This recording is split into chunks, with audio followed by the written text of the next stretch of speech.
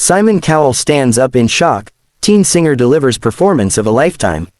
4 minutes before her audition, 17-year-old Maya Torres sat alone on a metal folding chair backstage, her hands trembling around a frayed bracelet. It wasn't a lucky charm, she didn't believe in those. It was her little brother Leo's bracelet, the one he had made from rainbow threads before the accident. She wore it every day, but today, it felt heavier than ever. Today, she needed courage she wasn't sure she had. Producers rushed past, contestants rehearsed in frantic whispers, and stagehands maneuvered cables and spotlights. But all Maya could hear was the echo of Leo's voice from a hospital bed months earlier. "Promise me you won't give up singing." Not ever, she had promised, but life had other ideas. Her mother worked double shifts, medical bills piled up, and Maya had quietly stepped into extra responsibilities, caring for Leo whenever she could, picking up part-time jobs, shelving her own dreams. Then one afternoon, after a particularly heavy night in the her mother placed an audition form on Maya's lap. "I know what you gave up," she said softly. "It's time we give something back." The entry fee had already been paid. Maya cried for an hour. And now, here she was. When her name was called, she stood on legs that felt like glass. She breathed deeply, imagining Leo's small hand wrapped around hers as she stepped into the blinding lights of the stage. The arena erupted with applause, but Maya barely heard it. All she saw were the 4 judges, especially Simon Cowell, already arching an eyebrow in that familiar, slightly skeptical way. "What's your name?" he asked. Maya," she stammered. "And why are you here today?" She hesitated, her throat tightening.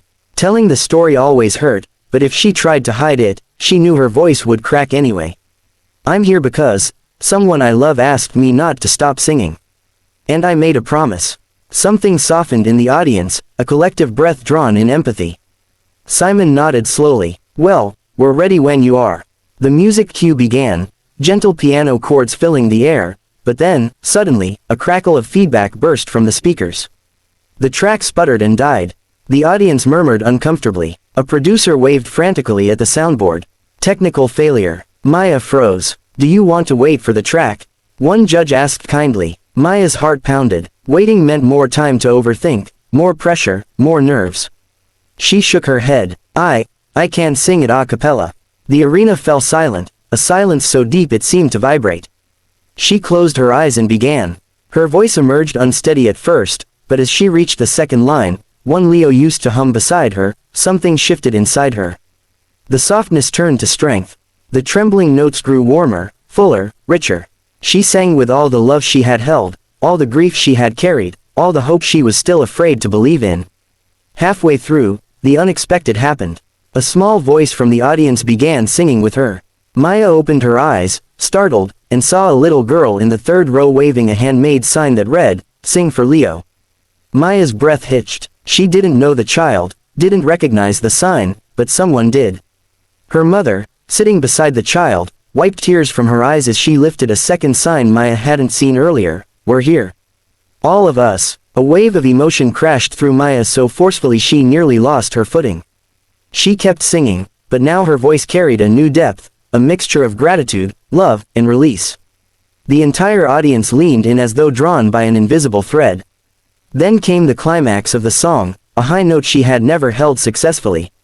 During practice, she reached for it anyway, pushing past fear, past exhaustion, past the ache in her chest, and let the note soar.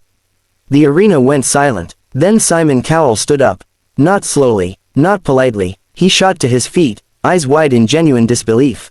The rest of the arena erupted, rising with him in a tidal wave of applause. Maya's breath broke. She had never seen Simon stand like that for anyone on TV, not with that kind of shock, that kind of awe. When the judges finally quieted the crowd, Simon spoke first. "Maya," he said, voice uncharacteristically gentle, "I don't know your whole story. But what you just did, I felt every second of it. That wasn't just singing. That was someone giving everything they have to the world. And it was extraordinary." Tears blurred her vision. For the first time in months, they weren't tears of fear or exhaustion. They were tears of something she had forgotten how to feel, hope. "And," Simon added, glancing toward Maya's mother and the little girl still holding her signs, "I think someone out there is very, very proud of you."